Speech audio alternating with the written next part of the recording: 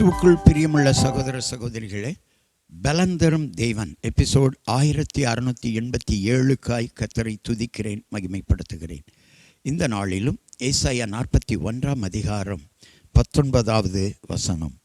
வனாந்தரத்திலே கேதுரு மரங்களையும் சீத்தீம் மரங்களையும் மிருது செடிகளையும் ஒலிவ மரங்களையும் நட்டு அவாந்தர வெளியிலே தேவதாரு விருட்சங்களையும் பாய் மர விருட்சங்களையும் புன்னை மரங்களையும் உண்டு பண்ணுவேன்.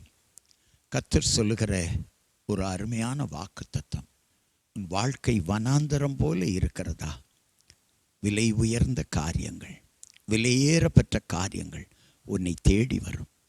வனாந்தரத்தில் விலை உயர்ந்த மரங்கள் உருவாக்கப்படுவதைப் போல உன் வாழ்க்கையிலும் பெரிய காரியங்கள் நடக்கும். வனாந்தர வாழ்க்கையாய் என் வாழ்க்கை ஆகிவிட்டதே என்று கலங்காதே. குடும்பத்தினர் எல்லாரும் ஒன்று சேர்ந்தாலும் உன்னோடு கர்த்தர் இருப்பதினாலே நீ கலங்கக்கூடாது, கண்ணீர் விடக்கூடாது. உன் கண்ணீரை காண்கிற தேவன் இயேசுவினுடைய கரம், தன்னுடைய கரத்தை வைத்து உன் கண்ணீரை துடைக்கிறார். எத்தனையோ நாட்கள் நீ அழுதிருக்கிறாய், ஊழியத்தை குறித்து கண்ணீர் விட்டிருக்கிறாய். எதிர்கால ஊழியம் பாழாய் போய்விடுமோ என்று சொல்லி ஊழிய சகோதரனே, நீ கலங்கி நிற்கிறாய். இன்றைக்கு ஆண்டவருடைய வார்த்தை உன்னை தேடி வருகிறது. வனாந்தரத்தில் வனப்பான செழிப்பான மரங்களை நட்டு வனாந்தரத்தையே சோலையாக்குகிற தேவன் உன் வாழ்க்கையிலும் உன் ஊழியத்தை இன்னும் விருத்தி அடைய செய்ய போகிறார். எல்லைகளெல்லாம் விருத்தியாகும்.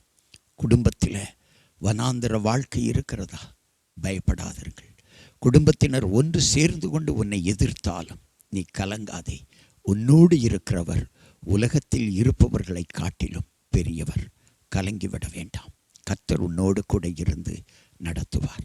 நீ செய்ய வேண்டியது பரிசுத்தமாய் வாழ், உண்மையாய் வாழ், வசனத்திற்கு கீழ்ப்படிந்து வாழ். ஹல்லேலூயா. பண விஷயத்தில் சரியாக ஏழைகளுக்கு உதவி செய். இதெல்லாம் நீ தொடர்ந்து செய்வாயானால் கர்த்தர் உன் கூட இருந்து உன்னை நடத்துவார். கண்களை மூடி ஜெபிக்கலாம். எங்களை நேசிக்கிற நல்ல தகப்பனே, வனாந்தர வாழ்க்கை போல ஆகிவிட்டதே என் வாழ்வு என்று கலங்கி நிற்கிறவர்களுக்கு இன்றைக்கு ஆண்டவர் கொடுக்கிற தைரியத்தின் செய்தி. வனாந்தரத்தை வளமிக்க பகுதியாக மாற்றுகிற கர்த்தர் உன்னையும் வளமிக்கவனாக வளமிக்கவளாக மாற்றுவார். தொழில் வனாந்தரமாகிவிட்டதா? வியாபாரம் வனாந்தரமாகிவிட்டதா? குடும்ப வாழ்வு வனாந்தரமாகிவிட்டதா? கவலைப்பட வேண்டாம். உன் வனாந்தர வாழ்வை மாற்றப் போகிறார் ஆண்டவர். மாற்றப்போகிறார், மாற்றப்போகிறார். புதிய புதிய காரியங்கள் உன் வாழ்க்கையில் நடக்கப் போகிறது. பார், எண்ணிப்பார், எண்ணிப்பார். புதிய காரியங்களை உனக்கு கர்த்தர் செய்வார். பழையவைகள் ஒழிந்து போகும், புதியவைகள் உருவாகும். ஹல்லேலூயா, க்ளோரி. தேவனால் கூடாத காரியங்கள் ஒன்றுமில்லை. ஆண்டவரிடத்தில், ஆண்டவரே என் வனாந்திர வாழ்க்கையை மாற்றும் என்று சொல்லி ஜெபம் பண்ணு.